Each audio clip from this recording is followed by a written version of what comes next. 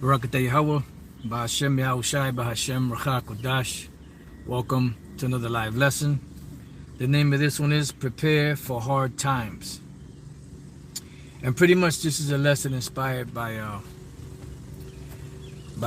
video I was watching earlier. One of the last videos that Elder Muwatazak did. And he was going into this article. And it kind of gave me the thought, as he was going through, breaking, the scriptures down and going through the article itself, dealing with, the up and coming, which pretty much it's the secretary, I forget the secretary of what, but it's a secretary that's in charge of pretty much, enforcing these policies, that they push out there. And the way they're doing it is they're pushing it through something called an executive order. Now, an executive order, right, when we look up the word executive, I wasn't able to get the definition offline, but I did get the word executive is a person responsible for the administration of a business. So an executive order is something that's given teeth by the executive branch of government, which is through the president, through something known as the executive orders, and it gives the person in charge the necessary powers to enact these laws that pretty much supersede the Constitution, right?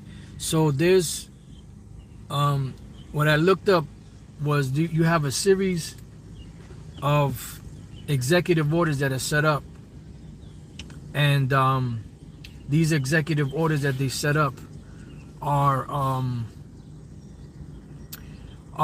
pretty much, for lack of better words, rob the so-called quote-unquote American people of their rights. All right, it robs them of their rights, and there's a whole list of them, right?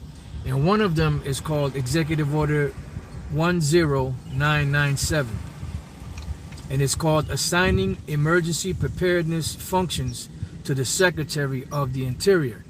And pretty much that's who's in charge of enforcing these, these executive orders, the Secretary of the Interior, as is stated here. And it says, by virtue of the authority vested in me as President of the United States, including authority vested in me by Reorganization Plan Number 1 of 1958, 72 Statute 1799, it is hereby ordered as follows. Section 1, Scope. The Secretary of the Interior, hereinafter referred to as the Secretary, shall prepare national emergency plans and develop preparedness programs covering 1. Electric power. Listen good. Number 1 is electric power. What have they been saying lately? That there could be a threat of the electric grid going down because it's not set up to handle this type of power, this type of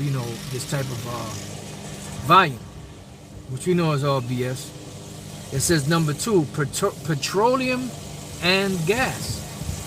Now keep in mind, this was set up when in 1958 under this particular statute, 72 Statute 1799.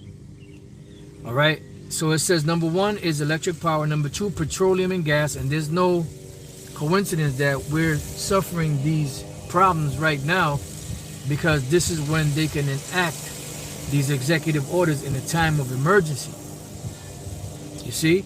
So it says number 3, solid fuels, and number 4, minerals. These plans and programs shall be designed to provide a state of readiness in these resource areas with respect to all conditions of national emergency, including attack upon the United States. And it goes on and on and on and on. It gives you, this is, I forgot what I typed in online. I think I typed in that the government can set up citizens under work brigade, and then I put executive order, and all of these came out. Now some of the other ones are executive order 10995, which is telecommunications management, which they can take over all sources of telecommunication, whether it's phone, whatever way somebody can communicate, they can take over it. Then executive order 10997, they can take over the electric power, petroleum and gas, solid fuels and minerals, which we just read. Executive order 10998, they can take over food resources, farms, fertilizer, and facilities. This is why you see what's going on now, the buy-up of all these farms, the on-purpose destruction of these different granaries and places where food is manufactured or food is set up for distribution or whatever the case may be. This is not a coincidence. This is a plan. Remember, Henry Kissinger said, that food can be used as a weapon pretty much. Control the food, you control the people. Then executive order number 10999 is transportation, the production and distribution of all materials. So any form of transportation, whether it's your personal vehicle, company vehicle, whatever the case may be, planes, trains, automobiles, they're taking over everything. Then you have executive order 11,000, which is 11000, which is manpower management. So they have the right to take all the citizens and set them up in work brigades, pretty much, and they can ship them to wherever they want to ship them. They have that power. So pretty much it's called what? Slavery. So they can just grab and when they declare a national emergency, they can take all of the American citizens and set them up as slaves, and they can ship them anywhere they want. All right. Then you have executive order 11001, which is health and welfare services and educational programs. They're taking over all of that. Executive order 11002, national emergency registration system, because if I'm not mistaken, this one here in particular is where because the post office is a federal entity, and everybody will have to be registered through them, in so many words. I can't click on these individually because this is an offline source, so I'm just kind of reading off. You can look into it a little bit more, if you would like. It says executive order, which pretty much they're putting everybody in the registry. So then the next one is executive order number 11003 is air travel airports operating facilities. So anything within the so-called United States, they can take over. Then executive order 11004 is housing and community facilities, which they'll be taking over people's homes and all of that. Then you have executive order 11005, interstate commerce. And these interstates, these major highways are pretty much set up for when they move the militia from city to city, town to town, or state to state. And that's really what it was set up for. They can land planes there, and they pretty much got everything in place, because they're about to make a move, a serious move. That's why, as the name of the lesson is, prepare for hard times. Then we have executive order 11051, emergency planning. Executive order 11490, federal departments and agency. Executive order 12472, telecommunications functions. Now I wish I had the other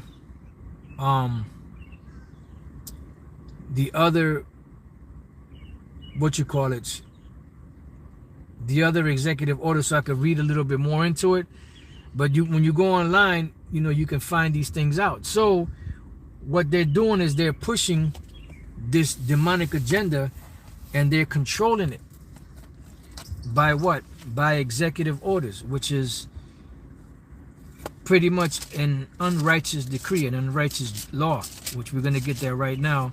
This is the book of Isaiah chapter 10, and 1. It says, woe unto them. So pretty much woe is destruction. Woe unto them that decree unrighteous decree. So a decree is what? A law. So destruction unto those that pretty much put into authority an unrighteous law. It says, and that right grievousness which they have prescribed. Yeah, because this is grievous. These laws that they're putting into place are grievous for the average citizen. For them, is good because they're benefiting off of it. They're benefiting from the shutdowns. The poor are getting poorer and the rich are getting richer because they're taking every little bit of resource that the poor have and the middle class. So the poor are getting poorer and the rich are getting richer. Let's go to the book. Let's go. I want to get that in the book of Isaiah 10. I wanted to get the couple of words out of there.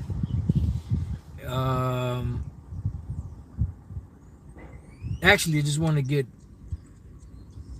let me see. Oh, I want to get this one here, grievousness. And the word grievousness is aimal, which aimal, I believe, goes into a laborer. Yep. Toil, trouble, labor, trouble, mischief, toil, labor. Right. And if I'm not mistaken, that's the same word that appears in the book of Job 20, where it speaks about the wicked. If I'm not mistaken, it appears there. So toil, trouble, labor. So that's what? Grievous, because it causes oppression. You see? And this is why the Lord is bringing this devil down, because they're causing oppression through a system, a monetary system that is not correct, that is not right. So the Lord is going to judge these devils for that. So reading this again in Isaiah 10 and 1, woe unto them that decree unrighteous decrees, and that right grievousness which they have prescribed. Yeah, because it's grievous to be able to subject yourself to a system like this, because a system like this that promised people, life, happiness, and the pursuit of life, whatever, however that saying goes, life, liberty, and the pursuit of happiness, or whatever, however they put it, is nothing more than a facade. It's nothing more than a lie, because the very system that they set up for people to get ahead is pretty much, grievous. The elder Karatazar put Isaiah 10 and 1 from the CSB. Woe to those enacting crooked statutes and writing oppressive laws. Right, because if they were really a righteous people, being that they have, or they claim they claim to be a so-called Christian, or be based upon Christian principles, they should apply the principles and the laws and statutes of the scriptures, which give you a far better, a deal, in keeping this law, and it shows you how to keep certain laws, what to do, and that would help the person keeping those laws to prosper, which was only given to Israel anyway. But they are not a righteous people. That's what the Lord said, unto the wicked, what hast thou to do to declare my statutes, or that thou shouldest take my covenants in thy mouth, seeing thou hatest instructions and castest my words behind thee. And what they do is they bring out their own penal code. And these executive orders, which are totally wicked, they have been given teeth by, first and foremost, the signature of these devils that were in office, but also by them declaring a national emergency, which can be anything. When you look up the definition for national emergency, it doesn't really get super specific. It could be anything, and that's how they like the laws to be, very vague, so that they can interpret as they see fit. And that's why they do it that way. And that's why scoffer, man, shut the fuck up.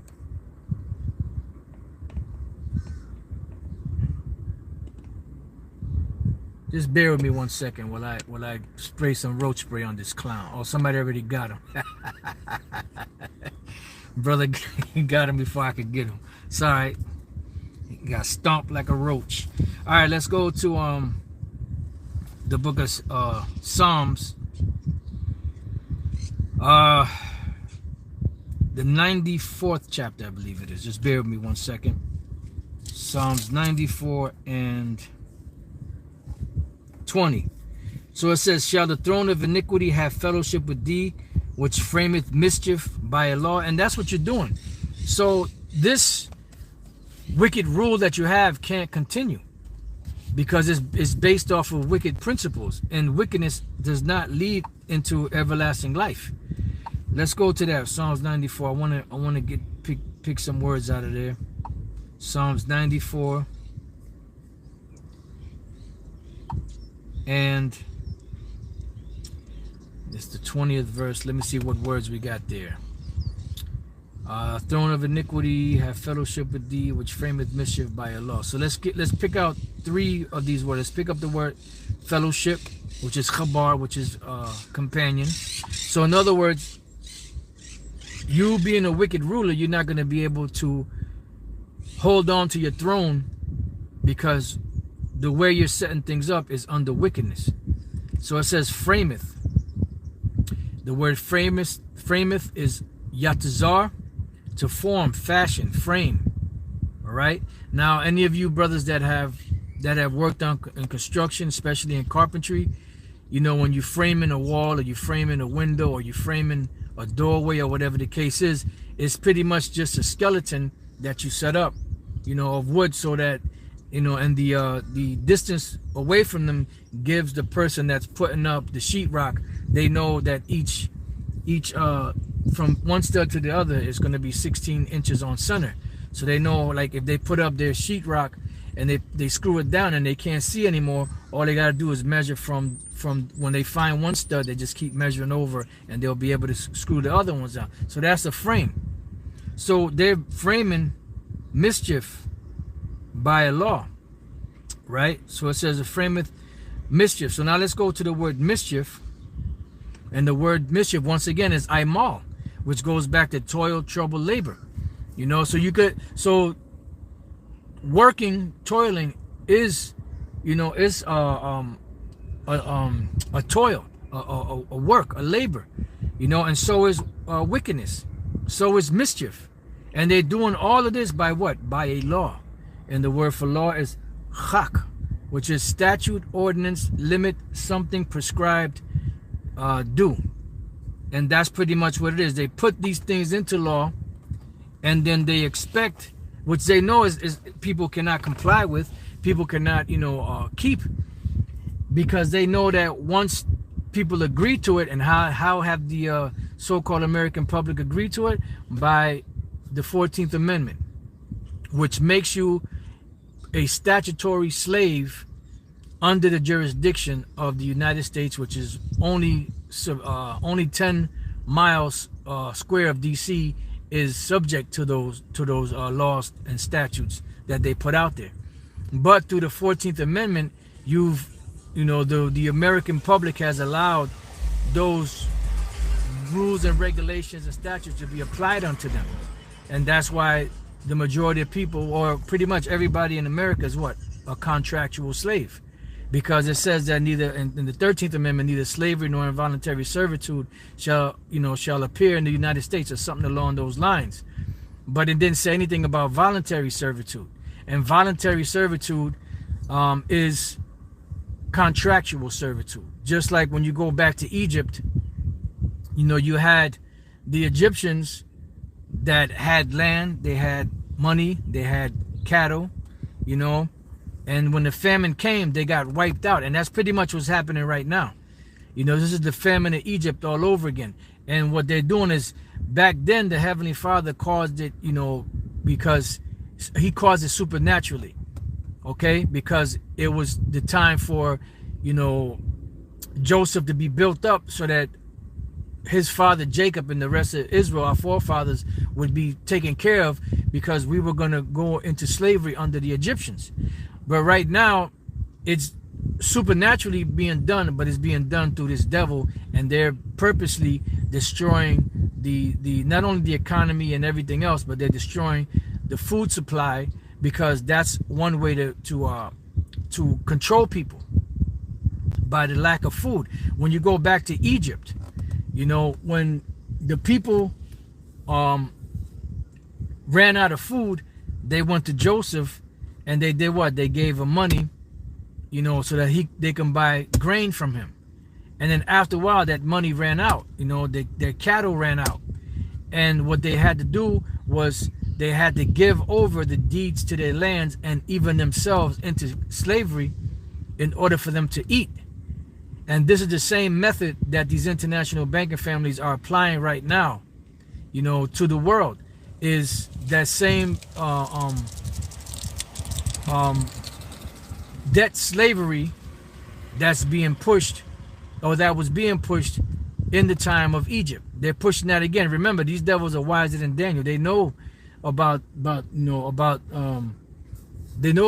history of the scriptures. They know about manipulation in certain nations or empires that have been on the earth, and things that they used, you know, to keep their subjects, you know, in subjection, so to speak. All right, so let's see what we got on the comment board.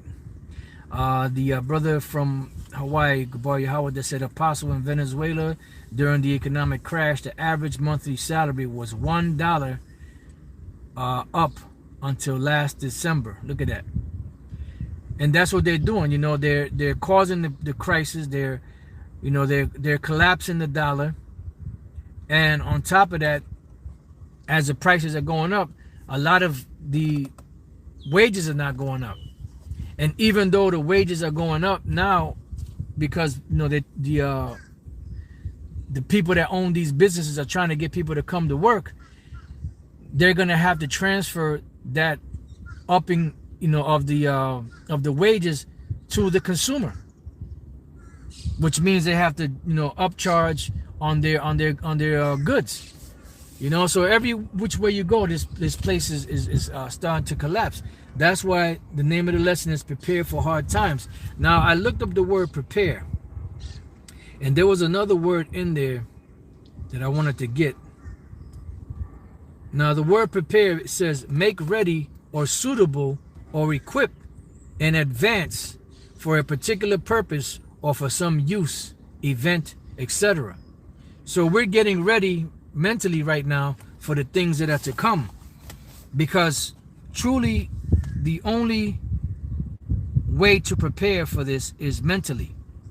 When we go to Isaiah 33:6, right, it says, and knowledge and wisdom and knowledge shall be the stability of thy times, and strength of salvation. The fear of the Lord is his treasure. So the knowledge and wisdom that you learn here is what's going to help keep you, or help keep your sanity, you know, when all hell breaks loose and you see the whole system collapsing. Let's go real quick to that in Isaiah 33. I wanted to look up that word. What word was it? There was a word in there I wanted to look up. Just bear with me 1 second. Let's see. All right, let's look up the word stability. The word stability is amanah, amawanah, which sounds almost like amawan or faith. Yeah, it says firmness, fidelity, steadfastness, steadiness. So pretty much the knowledge and wisdom shall be the faith of thy times, because there is strength in faith. You see? That's why it says that faith without works is dead, and vice versa. So you have to have both.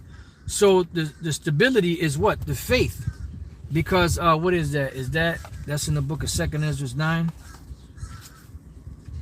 Let's go there right quick. 2nd Ezra chapter 9.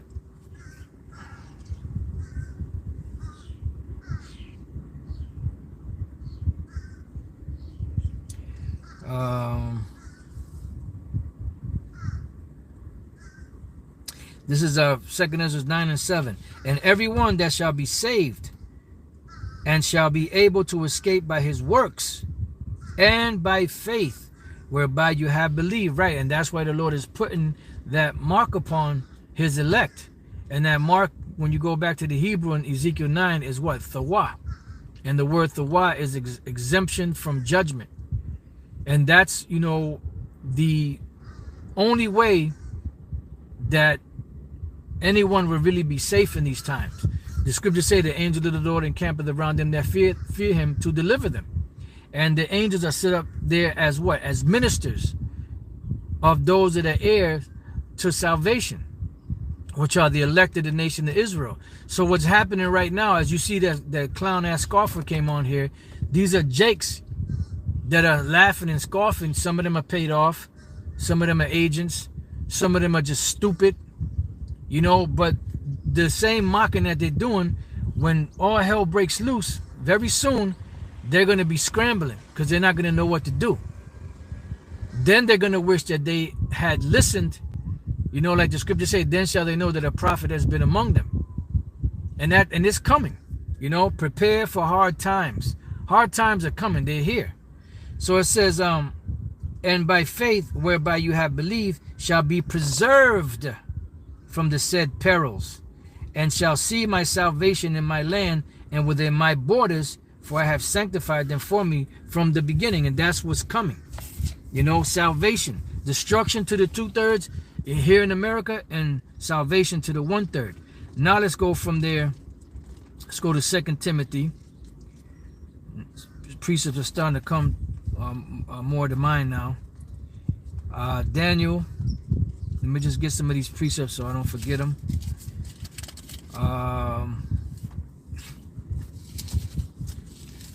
Just bear with me 1 second. All right, so let's start off in 2 Timothy chapter 3 verse 1. This know also that in the last days perilous times shall come. And we're in the last days right now, and perilous times are coming. You had a situation back during the time after Yahushua and after the disciples, the majority of the disciples were dead, where there was a serious perilous time back then, which was what? 70 AD. But in this time, 70 AD is going to be like child's play in comparison to what's going to happen now.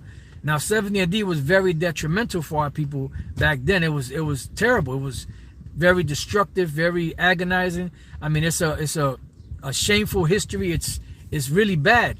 But what happened then is going to be nothing in comparison to what's going to happen now. You know, and this is backed up with Daniel the 12th chapter in the 1st verse. It says, and at that time, what time? The time of Jacob's trouble, which we're not in Jacob's trouble yet, but it's kind of like in the beginning stages. You know, it's like it's there on the heels of it, but it's not really fully there yet. When Jacob's trouble hits, you're going to know. It's going to be evident. So it says, and at that time, meaning during the time of Jacob's trouble, shall Michael stand up, because there's going to have to be divine intervention from Yahweh B'Shem Yahushua in order for protection to be given to us, or otherwise we won't be able to make it. Yahushua said, unless those days shall be shortened, there shall no flesh be left to be saved. But for the elect's sake, those days shall be shortened. You know, so we're coming up to these times now. So when we go to, real quick before I read on in Daniel, Isaiah 59:19, so shall they fear the name of the Lord from the west. And this is why it's so important. We're in the Western Hemisphere. And this is why it's so important not only to know the names of Yahweh and Yahushua, not only to teach in the names of Yahweh and Yahushua, but also to believe in those names. Because that is a part of, or that is the main part of our salvation. You know, besides the faith, that is the main part of our salvation. That is the beginning of the faith. The names of Yahweh and Yahushua. That's why it says, what is his name and what is his son's name, if thou canst tell. Because those are the names that are given for us to call upon in these times. You see? So it goes on to say, so shall they fear the name of the Lord from the west, and his glory from the rising of the sun. Because you see brothers all over the world right now waking up using those same names of Yahweh and Yahushua. You have camps everywhere. You know, not just America. not just the islands, you know, not just, you know, you got Canada, you got Central America, South America, you know, out there in Bolivia and Peru, you know, in Puerto Rico, the DR, Jamaica, you know, all the different, I mean, all over the planet, Australia, everywhere you go on the planet, you have camps out there that are calling on the names of Yahweh and Yahweh Shai and praising those names and through this Holy Spirit, which is the Ruach HaKodesh. It says, when the enemy shall come in like a flood, like they did during 70 AD, like when the Babylonians rushed Israel, besieged it, you know, and many other times of the Greeks, when they came, you know, the Greeks, you know, when the enemy shall come in like a flood with their armies, their militaries, the Spirit of the Lord shall lift up a standard against him. Not man with his guns. You know, we got ratchets, or we got, pieces, you know, on us. And when these devils come up, we be able to defend ourselves. No. The scriptures say that we're not going to be able to be delivered even by a brother being swift. You know, no weapons, nothing. The only weapon that we have is Yahweh Bashem Yahweh Shai and his words. And that's it. And that's the main thing, you know, that's going to protect us in these times. And that's why it's so important to know those names. When the enemy shall come in like a flood, the Spirit of the Lord shall lift up a standard against him, which is going to be nothing more than divine intervention. Just like, you know, the elder Karatas I put, like Pharaoh's army chasing after us. Yeah, what did the Lord do? He caused a big-ass chariot that was leading us out of Egypt to come between the camp of Israel and the camp of the army of the Egyptians, which did what? Slowed them down, because they were gaining on us because we were on foot. You know, our forefathers were on foot. So that's where the Lord put the chariot in between them. And not only did he put the chariot between them, he shut the whole chariot off except for the front of it. He left the lights out on the front, and the back of it, he turned the lights off. So they were struggling to keep up with our forefathers. So just like there was a divine intervention then, and many other times, there's going to be some type of divine intervention now that's going to protect, and it's going to shield, you know, the elect from the said perils that are coming. That's what we read back in Daniel 12. It says, and at that time shall Michael stand up. Why is he going to stand up? The great prince which standeth for the children of thy people, because we're going to need protection. Who shall lead me into the strong city? Who shall lead me into Edom? Or not thou, O Lord? So the Lord Yahweh and his son Yahweh Shai with the angels are going to be there to protect us when all hell breaks loose. Right? It says, and there shall be a time of trouble such as never was since there was a nation, even to that same time. So this time now that's coming, there's going to be an event that's going to take place, the time of Jacob's trouble, that's going to be so severe, so vicious, that there was never a time like it before. And like Yahweh Shai said, unless those days shall be shortened, there shall no flesh be left to be saved. But for the elect's sake, those days shall be shortened. And that's how it's going to go down. Now, exactly what the Lord is going to do, we don't know. We can speculate. We know we can read the scriptures and see different examples of how our forefathers were delivered, and we can formulate an opinion, so to speak, you know, based off of that. But we don't know how it's going to happen, and how the Lord is going to do it, what he's going to do, if he's going to open a portal for us to just walk through and escape from these devils, if he's going to cause a gigantic chariot to separate us, if he's just going to have a force field over us. We don't know how it's going to go down. If he's just going to make the earth open up and swallow these armies that are trying to get, we don't know how it's going to go down. If the chariots are going to be shooting lasers at these devils that are trying to get the elect, we don't know how it's going to go down, but we know it's going to be divine intervention. Somehow, some way. Because the Lord put the Spirit on us out here to put in this work. And this work is not going to go unrewarded. The Lord said, because you have kept the word of my patience, I also will keep thee from the hour of temptation that shall come upon all the world to try them. You know? So it says, and at that time thy people shall be delivered, but there's a but to it. Every one that shall be found written in the book, meaning that those that are part of the elect, that have been sealed with deliverance from the beginning, with the Thawah, which is the exemption from judgment that's coming. And this word, this very word right here, which is the seed, is that ticket. But only the elect are going to be able to hear it, believe it, accept it, keep it, and be delivered. This is that ticket out of here. All right. Now let's go from there to the book of Ephesians, chapter 5, verse 15. It says, "See then that you walk circumspectly." I'm sorry. Let me start at 14. "Wherefore he saith, Awake, thou that sleepest, and arise from the dead, and Yahweh shall give thee light." Yeah, because that light is what's leading us and guiding us down the path. It's a spiritual light. It's not an actual light. And that's why the scriptures say that the carnal man can't receive the things of the spirit, because they are spiritually discerned.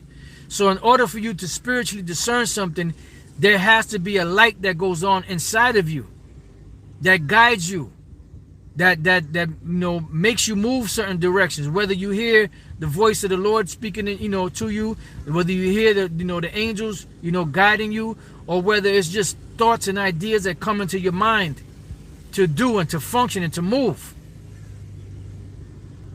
You see, that's the light. While the rest of the world, the rest of these Israelites are in darkness. And we are not in darkness like they are, so that their day will overtake us as a thief. That's why it says, that pretty much Jacob is in darkness, but the elect are not in darkness.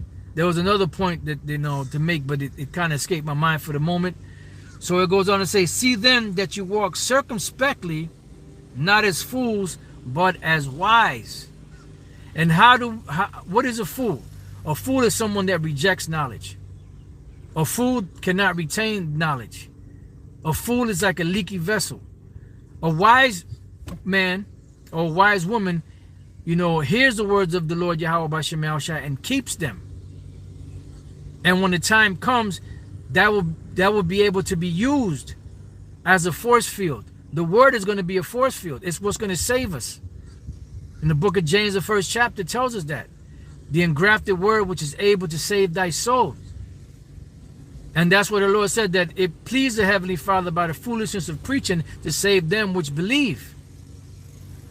Because it's a foolish thing that we're doing. Nevertheless, it's what the Lord requires.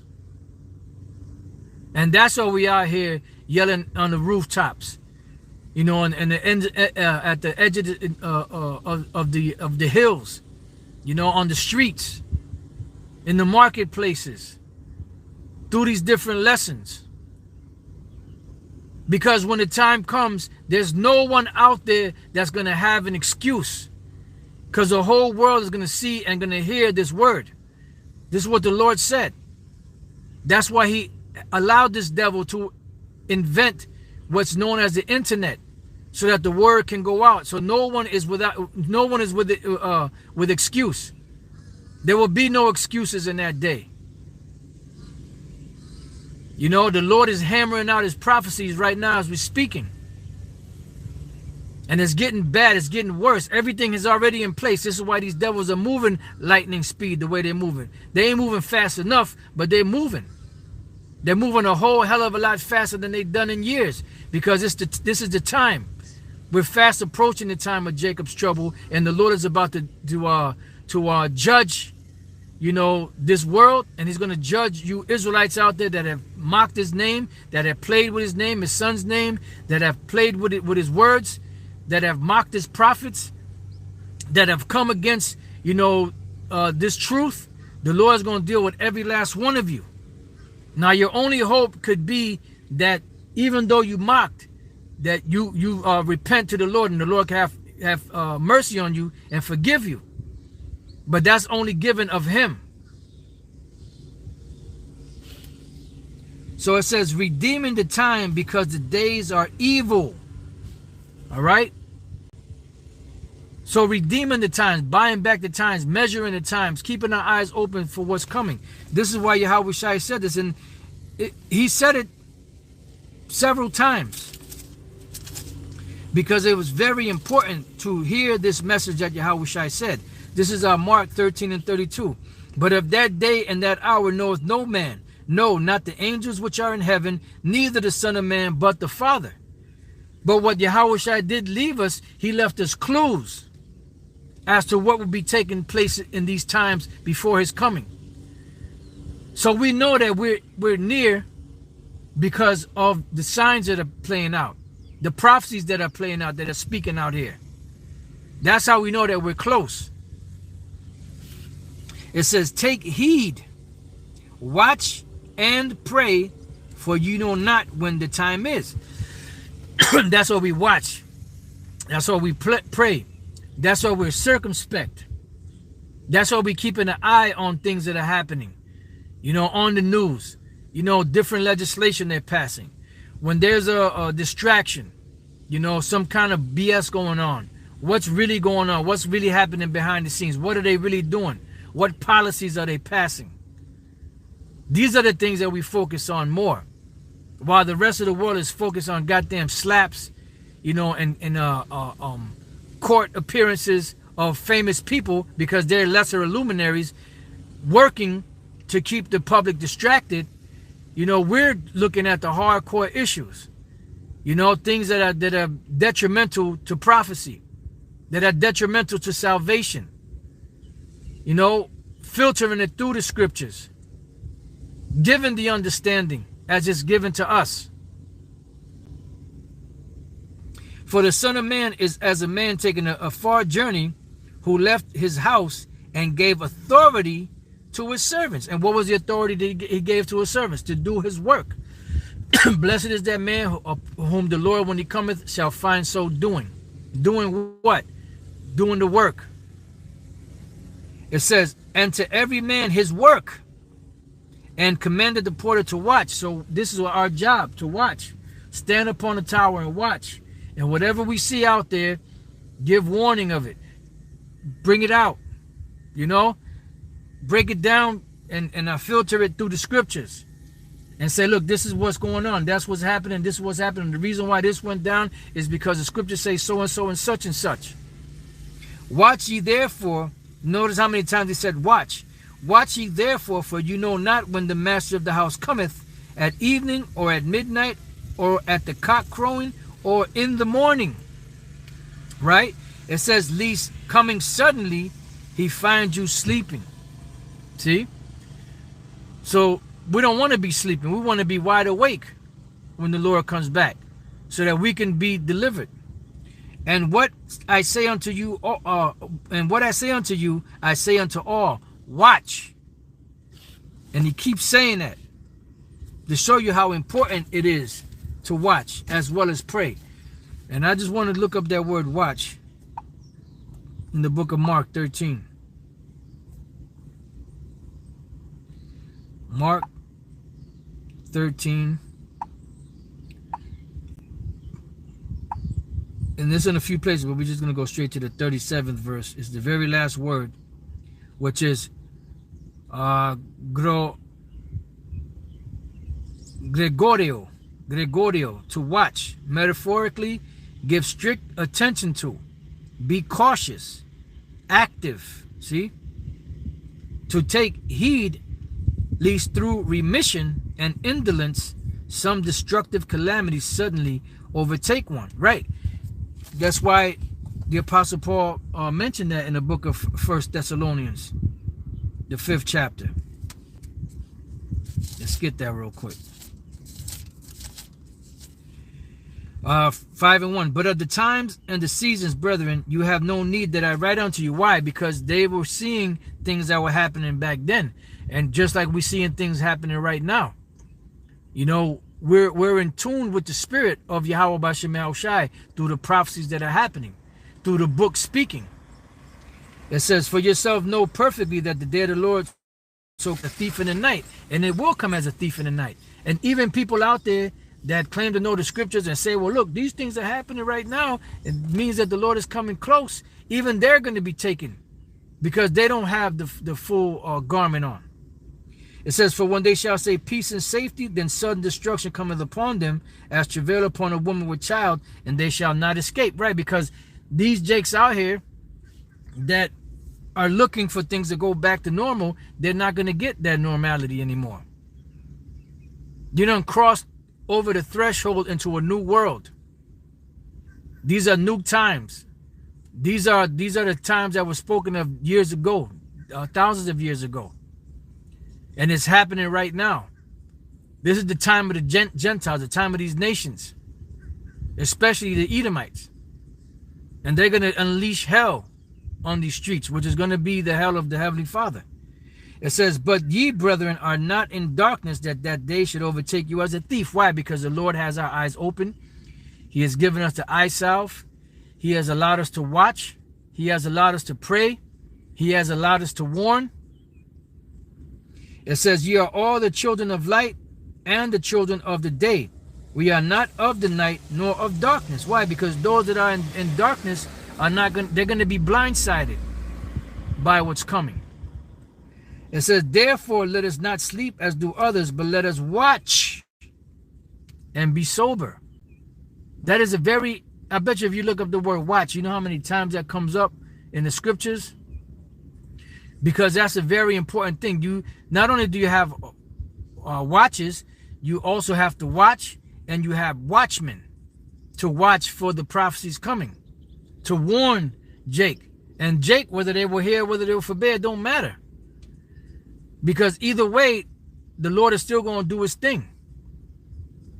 It says, for they that sleep, sleep in the night, and they that are drunken in the night, meaning drunken off of these philosophies, sleeping, meaning under the spell of the God of this world, which are these Edomites, these international bankers, the Cosmocrator, which when you look up that word Cosmocrator, that's the rule, when you read Ephesians, the 6th chapter and the 12th verse, you know, the rulers of the darkness of this world.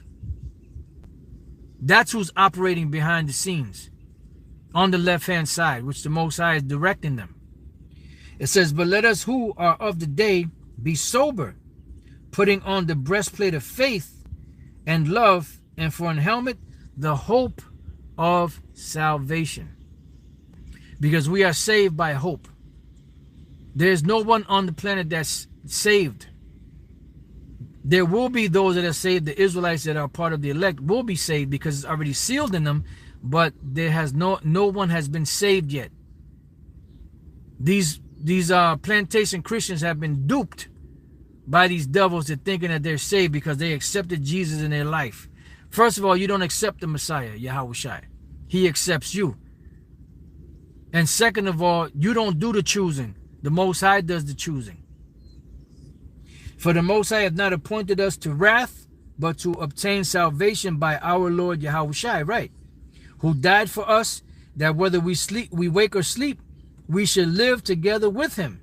Wherefore comfort yourselves together and edify one another, even as also you do.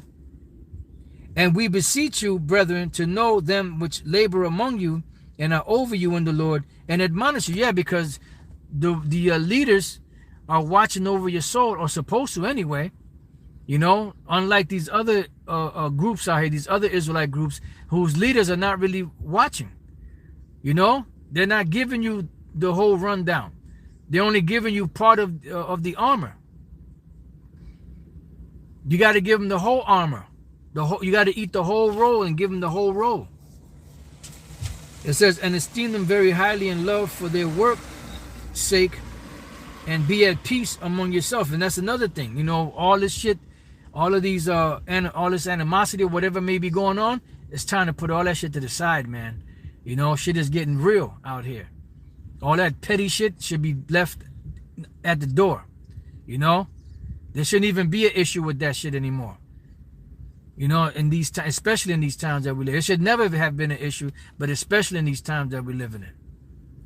It says, now we exhort you, brethren, warn them that are unruly, comfort the feeble-minded, support the weak, be patient toward all men. Yeah, because the scripture said, you that are strong bear the infirmities of the weak.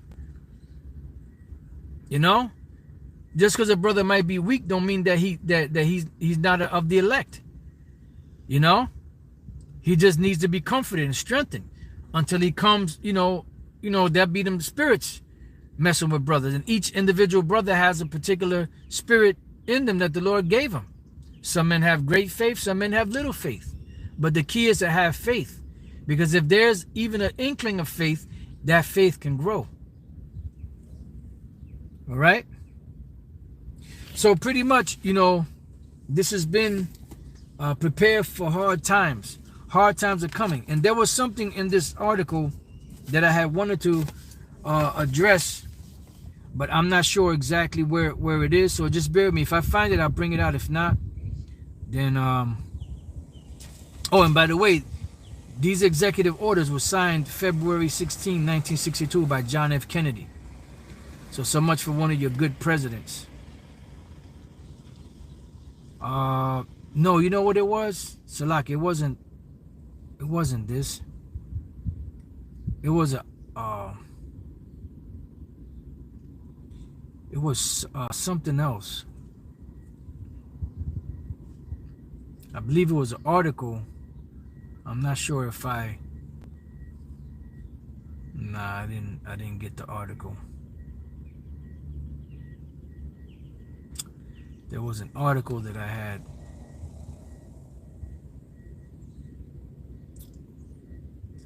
That brought out a particular word that I wanted to look up, but I don't see it. So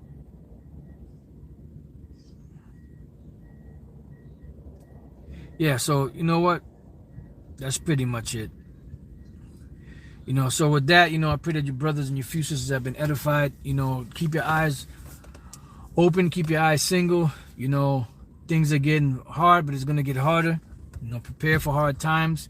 You have the necessary spiritual tools, already. Just put them into use. Continually pray. Ask the Lord, to give us the strength, to our bodies, to our minds, through the Spirit, through His words, to be able to, maintain faithful in these times, and to constantly apply the things that the Lord has taught us, and that His word can protect, guide us, and keep us, from all the perils that are coming. So with that, I pray that your brothers and few sisters have been edified. To the next time I say Shalom.